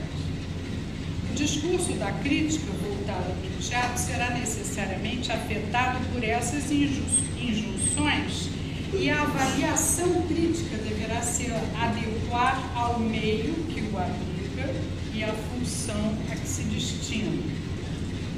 Se a atitude crítica é, em princípio, relacional, ela considera simultaneamente o objeto da sua observação, assim como o destinatário, alvo da transmissão da observação resultante. É isso que a gente percebe que o crítico mais ou menos perde no horizonte. Já não sabe mais para quem está falando, nem o que está dizendo. Completamente alienado. Os ambientes em que se engendram os discursos críticos que veiculam o resultado da observação podem ser simplificados se considerarmos os meios de divulgação que, de certo modo, induzem ao público destinado. Jornais de grande circulação, revistas abertas de divulgação cultural atingem público em geral e nesses veículos são produzidos o que a gente chama, de modo genérico, de crítica teatral jornalística. Os periódicos acadêmicos ou as publicações de crítica especializada conduzidos por intelectuais, pesquisadores egressos desse meio acadêmico atingem um público específico, especial, que se pode chamar de público interessado. Interessado nesse tipo de crítica que, em geral, se manifesta como crítica teatral ensaística. A natureza da crítica produzida em cada um desses conjuntos será afetada pela função a que se destina. É diverso o padrão de linguagem, o vocabulário e a amplitude de referências, se considerarmos a demanda de cada público leitor. Diz da crítica jornalística que no dicionário do Pavy, por exemplo, foi traduzida como crítica dramática para o termo francês original critique dramatique, mas que indica também lá entre parênteses, para o inglês theater criticism, para o alemão theater critic, para o espanhol crítica teatral, que é a crítica em geral feita por jornalistas e tem por objetivo reagir imediatamente a uma encenação e relatá-la à imprensa ou nos meios de comunicação audiovisuais. Essa primeira noção segue-se ainda no verbete. O desejo de informação, pelo menos, é tão importante quanto a função incitativa ou dissuasiva da mensagem. Trata-se de acompanhar a atualidade e apontar que espetáculos podem ser ou devem ser vistos ao dar a opinião de um crítico que é, aliás, mais representativo de seus leitores, de suas próprias opiniões estáticas ou ideológicas. Eu não vou pegar nisso, mas ele já estabelece um ponto de polêmica. Que opinião está sendo representada aí? Na proposta de Pavy para a definição dicionarizada de crítica jornalística, evidenciam-se não só a função relacional entre um objeto e um público, mas também a função específica ditada pelo meio em que circula a comunicação, para tal jornal, tal público.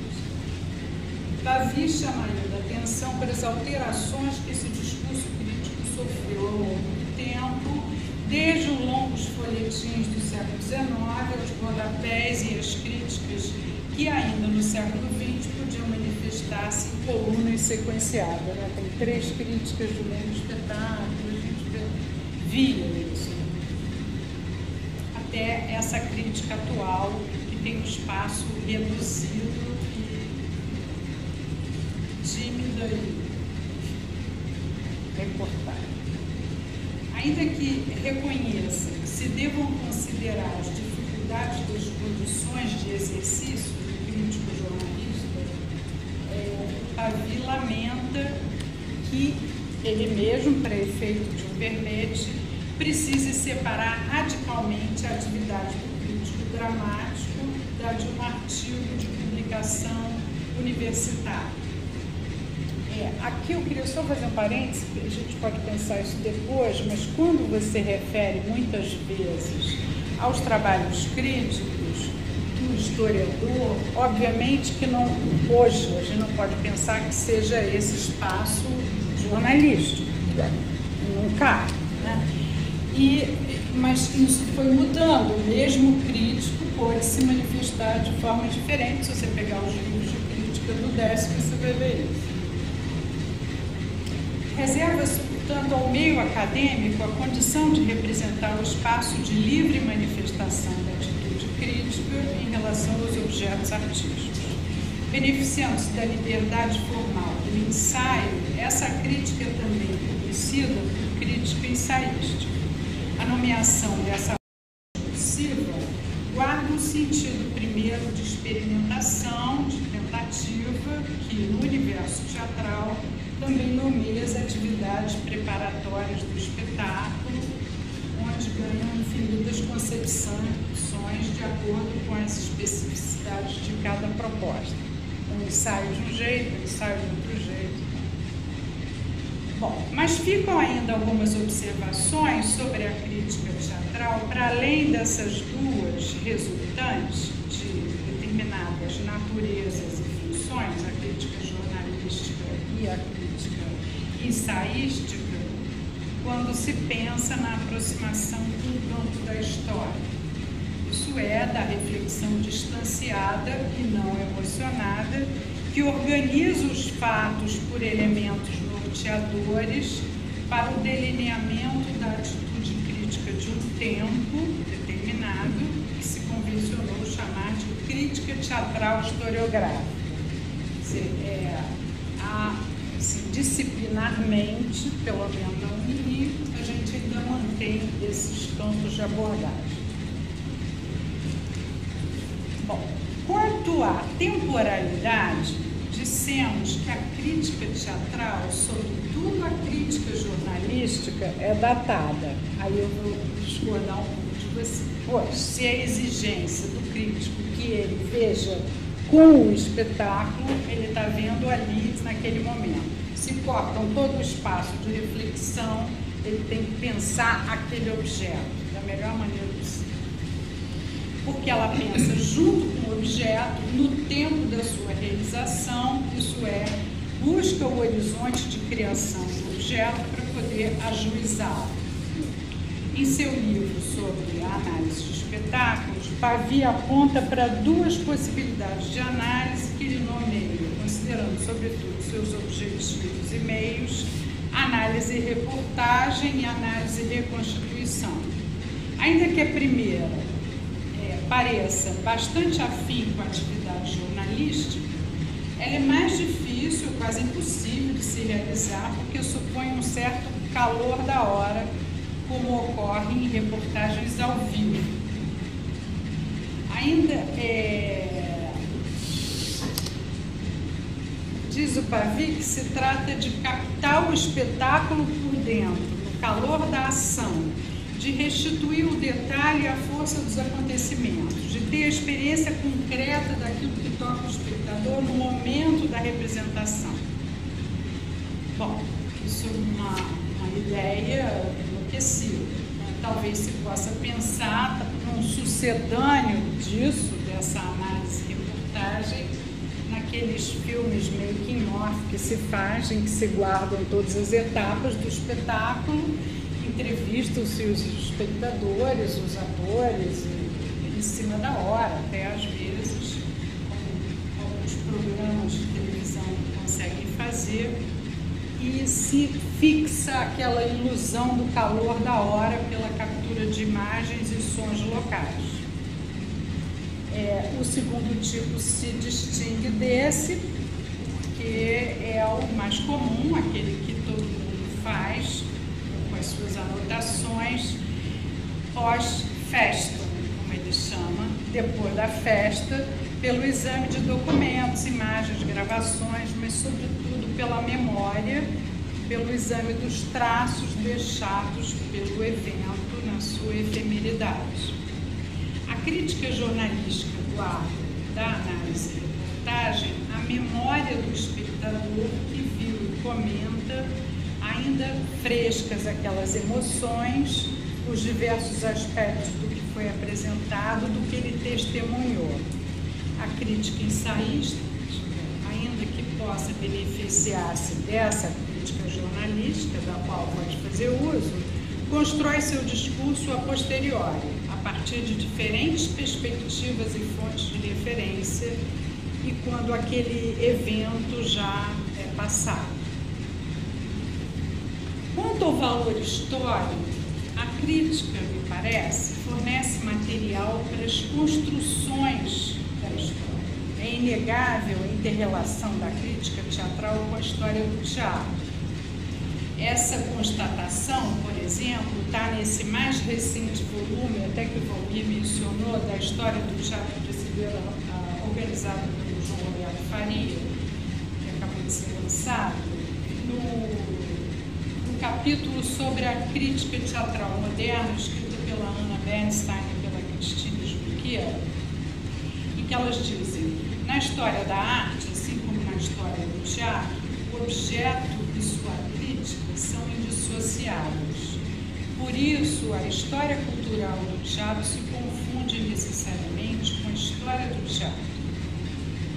E aí ela dá um exemplo: não há como tratar a história da moderna crítica teatral sem discutir a cena brasileira do século XX. Como é que você vai fazer isso? A não ser por uma conjugação de olhares, você não pode voltar lá para observar. Ressalte-se mais uma vez a importância da crítica que congela uma visão sobre determinados eventos, fixa o olhar sobre um acontecimento ocorrido no espaço e tempo determinados. É a ela que o historiador vai recorrer para comprovar esses acontecimentos, para recuperar um evento do passado, pois a crítica jornalística é, como lembrou o colega, testemunho ocular da história, se usa essa expressão.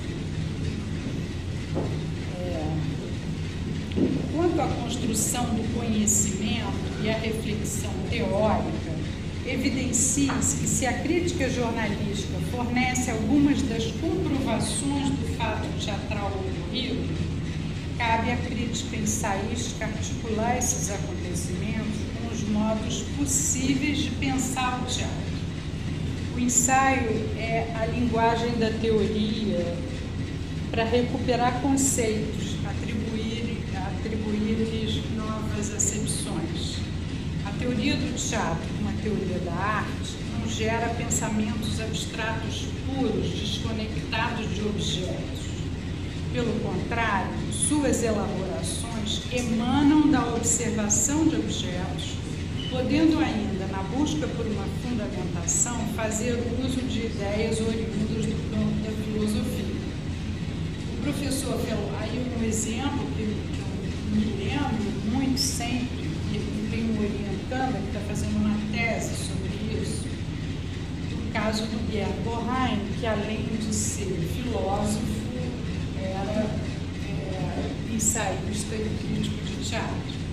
Então, como que uma pessoa consegue criar essa fusão e, obviamente, que a crítica que ele produz é uma crítica filosófica, teatral filosófica, porque a sua plataforma de observação é calcada nesses conceitos filosóficos.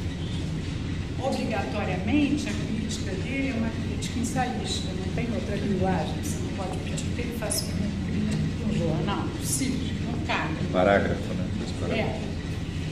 Décio de Almeida Prado também integra uma bibliografia mista de obras de historiografia teatral e coletâneas de crítica jornalística. Então, isso é realmente um fenômeno interessante, que a gente percebe, primeiro, que houve, na época dele, espaço para isso, e, por outro lado, ele transitando pela sala, pelo lugar do professor, ele elaborava isso que ia rápido no jornal e se transformava em ensaio. Isso é bem interessante. Mesmo assim, tem uns cacuetes, eu acho, nessa fronteira que se estabeleceu entre antigos e modernos, eu acho que ainda há na história produzida por ele alguns conceitos que ficam, sabe, borrados. Movediços, né? Sobretudo a questão do texto. Parece confuso, tanto nele quanto no sabe. As duas maneiras de observar e pensar o teatro podem caminhar lado a lado, a depender da competência intelectual do crítico. Formada essa competência por leituras, estudos, comparações, cabedal de conhecimento e acervos materiais, a partir dos quais elabora seus pensamentos e escolhe suas formas de expressão. Quanto à relação com a prática teatral, evidencia-se que a crítica é uma prática ética, que revela um conjunto de atitudes em relação ao fato teatral que vão afetar a opinião de leitores, mas é uma prática discursiva, um trabalho com a linguagem, a busca de torná-la melhor instrumento de comunicação para adequá-la aos fins a que se destina e aos meios de que dispõe. Quanto mais experiente, bem informado e sensível for o crítico, quanto mais ampla for sua capacidade de percepção, e quanto mais exercitar essa prática, tanto melhor poderá ser o resultado. No diálogo que permite estabelecer entre a teoria e a prática teatral, a crítica deve se esforçar começar para ser uma partícula de saber, uma pequena iluminação que ajude a pavimentar a reflexão teórica, aliada a documentos de outras ordens e a eles associados na organização e sistematização de arquivos. A crítica pode dar uma contribuição inestimável na construção de uma história do teatro, mas é preciso que o crítico aposte numa atitude.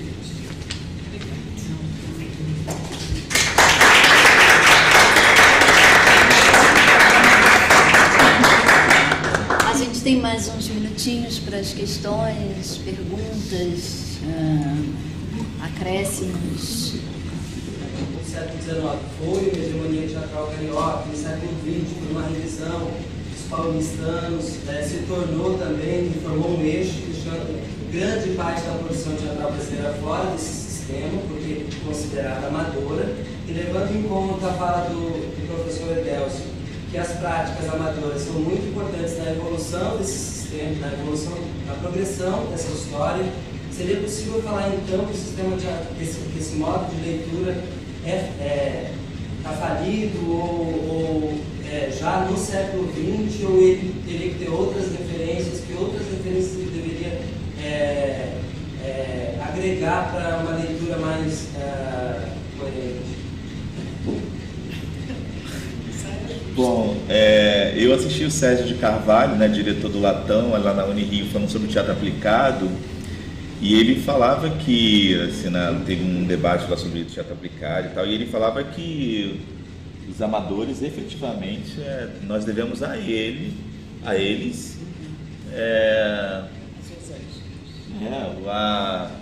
essa força, né, a história do teatro nós devemos aos amadores, né, o Sérgio de Carvalho falando sobre isso, né, no final do ano passado, lá na Unirio. Vamos tentar colher aí nessa história, mas eu acho que isso tem a ver com a ideia de sistema de teatro. Eu acho que a falência começa aí. Então você pode falar nisso quando há isso. Mas eu não sei se isso ainda cabe. O vocabulário é temporal, ele vai se adaptando, porque as ideias são outras. Acho que não tem como. Você até pode falar do ponto de vista do Estado, das políticas públicas. Eles pensam o sistema e atuam sobre isso que eles imaginam que seja. Né? Mas eu penso também, acho que do mesmo modo que Ana, aqui a questão está muito ligada. Eu não quero estabelecer nenhuma oposição radical entre aos amadores tudo e aos profissionais nada, absolutamente. Se por acaso ficou essa impressão, que se desfaça esta impressão. A questão que eu quis colocar e levantar é que nem sempre está no sistema estabelecido o germe da mudança, ou da modificação, ou a inquietação da mudança, percebe? E que muitas vezes ela vai estar exatamente naquilo que é, entre aspas, o seu oposto, neste caso, entre o amador e o profissional. Mas, principalmente, o que me parece que está colocado, que a Ana tentou destacar, é quais são os sistemas hegemônicos em certos períodos, entende? Como é que eles se dão? Como se constroem essas hegemonias? E, a partir daí, você tem todo um sistema de poder que vai estabelecer hierarquias em relação a esse conjunto. Então, me parece que a atitude crítica está exatamente em discernir uma coisa da outra, entende? Em conseguir surpreender aonde existem movimentos de criação dentro de movimentos de estagnação ou, digamos, de conformismo. Na realidade, não é só no teatro que isso ocorre na música, isso ocorre no cinema. Alguém falava sobre cinema, entende que isso ocorre das artes visuais. Uma coisa são os circuitos organizados e estabelecidos, e outros, estes demais, que quase sempre circulam em torno. Muitas vezes quantos nós conhecemos, não é? Diretores cinematográficos que começam com um curta, que bombou, que arrombou e tal, dava de 3 anos. O filme ficou absolutamente convencional e comercial. Gente, desculpa. A gente testou tanto. Eu estou falando, eu acho que negócio. A gente testou tanto antes.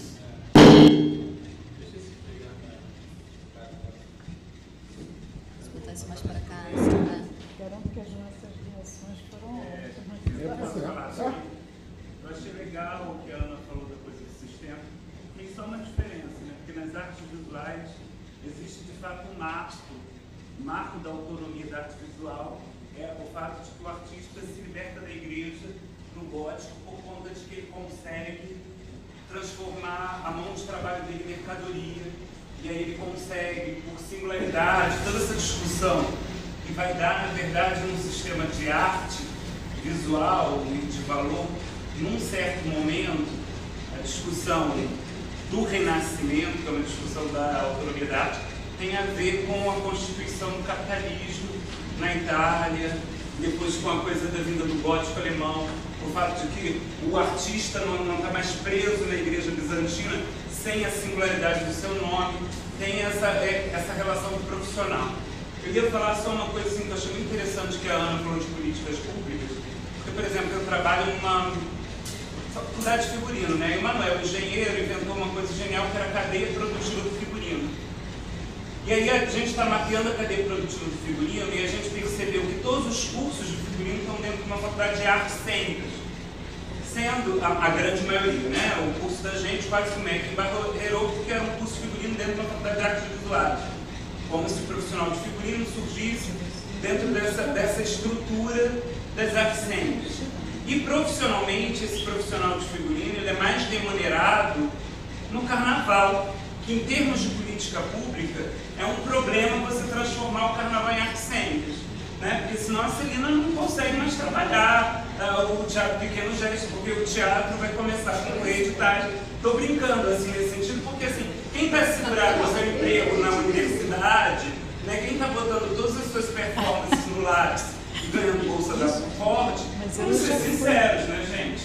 Não precisa de fato, porque está sustentado pela universidade. Eu tenho também emprego, então eu posso escrever amaduramente por questão de crítica, porque eu de fato tenho a minha subsistência, né? Eu acho que a gente tem uma certa discussão na hora de constituir o nosso discurso teórico, e tem as estratégias mesmo que a gente faz e que a gente abre mão e depois a gente fecha na hora dessas aberturas. Eu queria ouvir um pouco você falando, que eu achei muito legal quando você falou do Desencroquetes, como ali naquele momento eles estavam conseguindo, e provavelmente não sendo profissional, mas eles estavam cobrando ingresso, não estava? Tinha uma relação mercadológica sincera e autônoma, né? Por mais que não fossem considerados, conseguindo manter aquela estrutura, por mais que tivesse outras coisas. Queria que você falasse um pouco sobre isso, porque existe, na verdade, a performance hoje virou o grande academicismo da performance, né? Como não é o realismo que virou academicismo, né? A gente já tem, na verdade, eu gosto assim, eu não faria isso que seria feio, mas a gente poderia botar vários currículos aqui, né, bolsas institucionais discutindo essa questão acadêmica. Ok, eu vou tentar dar uma resposta a você naquilo que eu entendi. Que ótimo. Eu francamente não entendo muito o que você fala. Não? Não. Há algumas questões. Em primeiro lugar, eu penso o seguinte, dando uma resposta para uma pergunta que foi colocada sobre a questão se o crítico, você levantou um pouco isso, Ana, na sua fala, mas ela foi também perguntada aqui, como trabalhar com a crítica imediata, essa que é a chamada crítica jornalística diária, na qual você vai enfocar no espetáculo e tal. E o espaço é curto, pequeno, tudo isso. Muito bem, essa é uma contingência dada, né? E que, evidentemente, qualquer pessoa que se disponha a fazer a crítica nessas condições, ou com essa finalidade, tem que enfrentar. Mas eu penso que, mesmo quando ele tem que enfrentar apenas um espetáculo, dá conta apenas de um espetáculo, e para atender certos, digamos, objetivos de registro, ou um objetivo de fixação de um gosto, de um padrão, me parece que é fundamental que este crítico articule uma perspectiva. Ele tem que articular uma perspectiva, porque se ele fica só restrito ao fenômeno ou à coisa em si mesma, nós corremos o risco não só de uma grande dissociação em relação ao contexto dentro do qual esse fenômeno ocorre, mas principalmente uma distorção relativa a qualquer importância enquanto uma testemunha da história. Entende? Como é comumente colocado, que esse tipo de crítica possa funcionar no sentido de que ela registrou determinados fenômenos ou um certo gosto ou um padrão de época, né, daquele momento específico. Então, me parece que um dado fundamental na formação do crítico é conseguir articular sempre esses planos. O plano do imediato, não é? Do mais eventual, a um plano de historicidade e um plano de um discurso mais articulado em relação à tradição. Voltando para a questão que você colocou dos porquês, eu quero dizer o seguinte. O que eu tentei colocar é que também não me parece que essa oposição entre amador e profissional ela deva ser colocada de modo rigoroso ou absoluto, absolutamente, não é isso, entendeu? Mas me parece que ela, quando é invocada, ela é sempre invocada para a defesa de certos interesses. Os amadores invocarão a sua condição para defenderem a federação de teatro amador, e os profissionais também reivindicarão a sua situação para tirar os amadores das verbas. Entende? Então, isso, na realidade, são interesses muito mais profissionais ou ditados por outro tipo de digamos, atuação, do que propriamente uma distinção que leve em consideração a qualidade artística da produção. Entende? Então, eu acho que esse, sim, é que deve ser o único fator de distinção ou de valorização por uma crítica. Não importa se a origem é amadora ou não. Entende? Eu vou falar rapidamente. Eu tenho tido algumas experiências engraçadas em relação a isso com autoridades estrangeiras. Em 91, quando a gente foi montar o Nixon, a gente procurou o funcionário da Noruega para eles ajudarem a gente. E a coisa foi caminhando, quase um ano de conversas. Quando chegou a um certo nível lá, a história, a gente falou, então a gente já tem o dinheiro do cenário, a gente já tem os anúncios no jornal e a gente está pronto para estrear. E aí, eles tinham que dar a gente alguma coisa, eles iam pagar os anúncios do jornal. Aí a gente disse, nós temos o cenário, nós temos montado, e vocês vão dar o anúncio do jornal. E a conversa não andava. Eu com inglês macarrônico, o sujeito com inglês pior que o inglês, e a coisa não andava e eu não entendi por quê. No fim ele falou para mim, mas a senhora tem o cenário, a senhora está contando com os nossos anúncios, e o resto, e os atores, a senhora não vai pagar? Ele não tinha a menor noção de que aqui no país a gente trabalha para bilheteria, antes da época dos editais. Então, isso é uma coisa. E agora, 20 e poucos anos depois, eu tive a mesma experiência com o pessoal da Alemanha.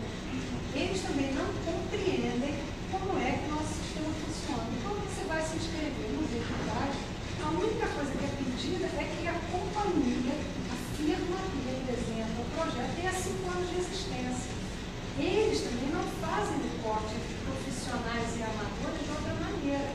É o tempo de existência e você diz que você quer entrar no estado de 50 mil, 100 mil, 150 mil. Você se aloca dentro de um perfil. É você que diz, é igual você se autodeclarar negro. Se você entra no 50 mil, você se declara uma pequena companhia. Se você entra em 150 mil, você se autodeclara uma companhia mais rica. É difícil, assim, realmente visualizar essas distinções. O Fabrício ainda está aí? Não. O Fabrício já foi embora, eu queria responder a ele ainda. Mas é muito difícil, por exemplo, do ponto de vista de quem está tentando escrever crítica, e principalmente numa condição amadora, como é a nossa, né? A questão de crítica não é, né, uma instituição de críticos profissionais, né? Todo mundo tenta se virar de outras formas e escreve crítica nas horas vagas, essa é a nossa condição mesmo, e questiono se a gente quer mudar isso. Às vezes eu acho que não, apesar de todo mundo, né, pensar que adoraria poder viver do que gosta nesse sentido, mas ao mesmo tempo isso implica diversas outras demandas. É muito difícil escrever sobre demanda, principalmente sobre pressão, ou na quantidade, enfim. Mas o que eu diria para o Fabrício é que também é muito difícil quando você está escrevendo e quando você recebe chuva de demanda de todos os lados, você identificar o que seria aquele periférico que nem entrou em contato com você, que você vai lá ver e acata e acha que valeria a pena ver numa situação que você não identifica mesmo. Né? A gente cria mecanismos para a gente não entrar na roda do sistema. Mas a roda do sistema é poderosíssima, né? É muito complicado. Então, assim, a gente tenta ir ver espetáculos universitários, mas ainda assim a gente vê que é uma quantidade imensa. Então, assim, como sair desses círculos viciosos também é um exercício de atitude crítica exaustivo mesmo, para você conseguir achar uma coisa fora, né, e para você conseguir se dedicar a escrever sobre aquilo. Você, né, às vezes não tem um material que você consiga consultar de novo. Enfim, o que eu responderia um pouco para o Fabrício é que é muito difícil para quem está escrevendo chegar nesses lugares mais periféricos mesmo, assim. A demanda às vezes não chega até a gente e a gente às vezes não chega até a demanda. Acho que talvez a minha pergunta possa se encaixar um pouco aí, que é, em várias falas, não só dessa mesma quanto da outra, você falou do crítico no lugar como aquele que lê muito, aquele que pesquisa muito, aquele filósofo, o acadêmico, pesquisa, até aquele que faz arte, mas talvez seja uma coisa muito óbvia, mas em nenhum momento alguém falou do crítico como espectador, como aquele que vê. Acontece. Não sei se isso é óbvio demais para ser falado, mas falou várias coisas. Eu botei do lado do observador, do que vê o espectador.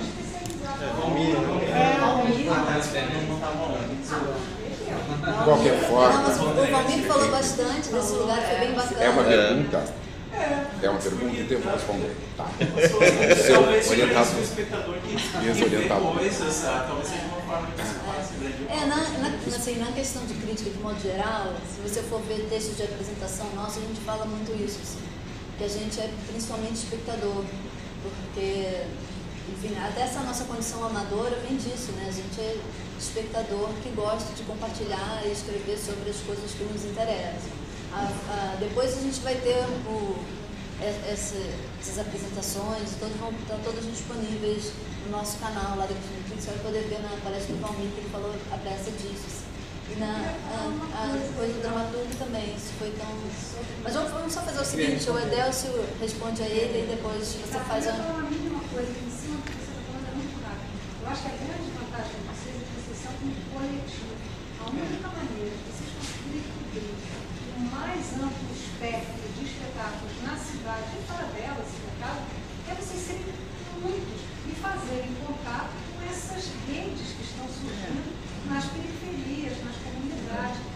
É possível, mas é claro que nunca vai ser totalizador. Mas eu acho que a grande vantagem é vocês serem um grande grupo, vocês são uma nuvem. E é isso, É isso que tem que mandar. Eu penso, Henrique, o seguinte, em primeiro lugar, a Ana tocou nisso quando ela citou Foucault, sobre o que é a crítica. A crítica é um lugar de fala. Como lugar de fala, como espaço estabelecido de discurso, o espectador jamais será um crítico.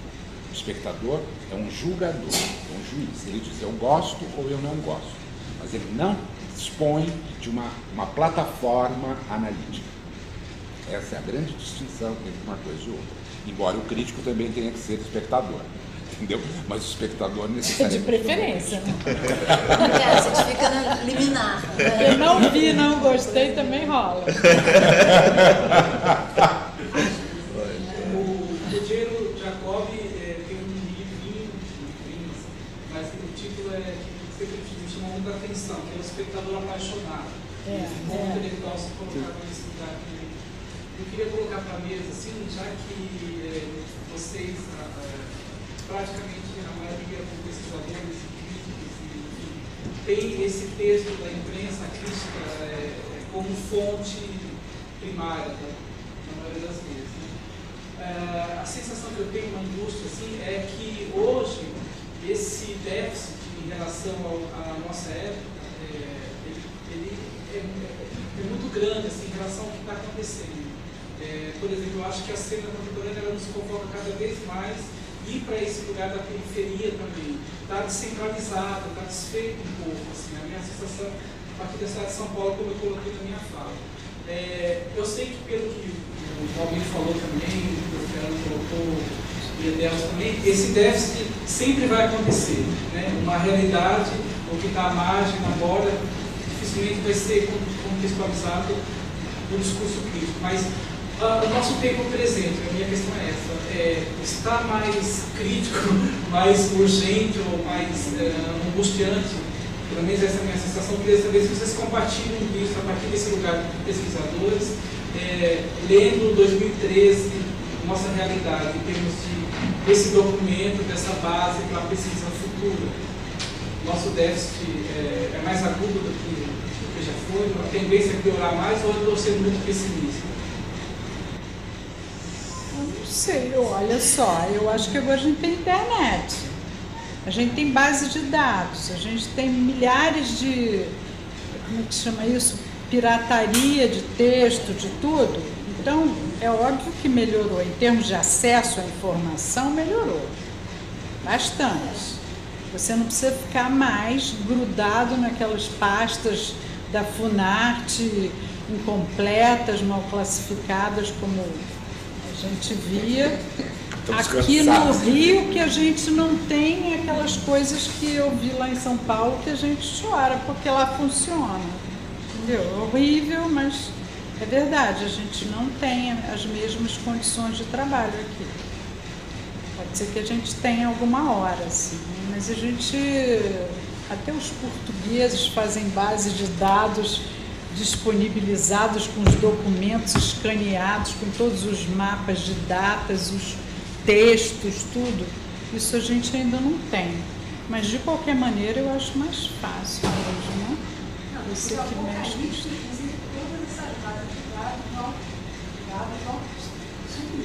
Daqui a 50 anos, ninguém mais vai conseguir recuperar essas coisas, porque os aparelhos vão ser tão mais modernos que isso não vai ser mais. Não, é verdade que quem tinha coisas em disquete já perdeu. Um disquete grande, eu tenho disquete grande.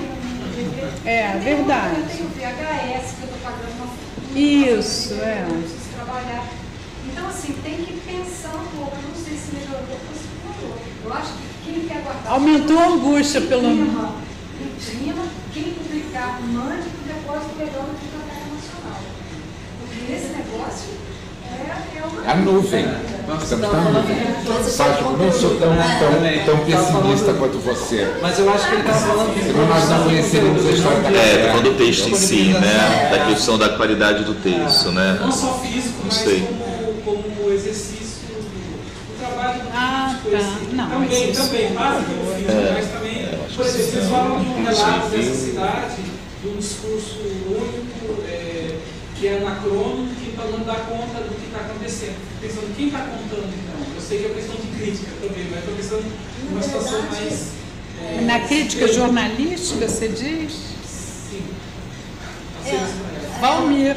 A crítica Mas nós somos poucos, né? Estou pensando representativamente na cidade do Rio de Janeiro, quem está dando conta disso? Não, a cidade do Rio de Janeiro está virando cada vez mais um projeto Cidade do Rio de Janeiro que exclui completamente isso. Está se consolidando o projeto de cidade do atual prefeito, enfim, a gente tem que patrocinar pela prefeitura, mas é apavorante, aterrorizador, porque a gente está muito violento, acachapante, eu acho que assim, o Rio está vivendo um momento de horror. Mas as vozes periféricas estão tentando falar, né? Estão falando pela internet, pelas redes sociais, e por mais impalpável que isso pareça, parece que a informação está circulando por onde, assim, para quem quer ter informação. Mas o espectador, o leitor, tem que correr muito atrás, tem que se informar muito para chegar em alguma produção de texto que é marginal, é muito marginal. Porque o projeto hegemônico é de não haver crítica, né? De não haver reflexão.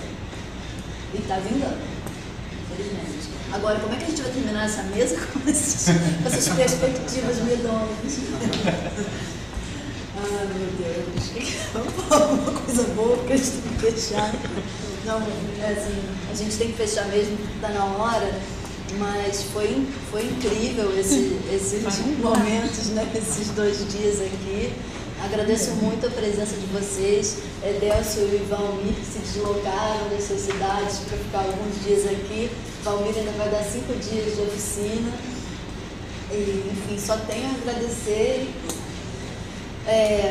Pensar assim, como a gente continuar conversando, né? E é tão bom, tão legal ter aqui a gente, né, essa mesa aqui com o Valmir na plateia, com a Fátima, o João na plateia, Diná, Celina, né? Assim, isso é tão rico, tão bom esse encontro pequenininho, próximo, assim. Como continuar, né? Vamos, de alguma maneira, tentar continuar a falar sobre crítica. Né? Então, muito obrigada. Feliz aniversário para a questão de crítica.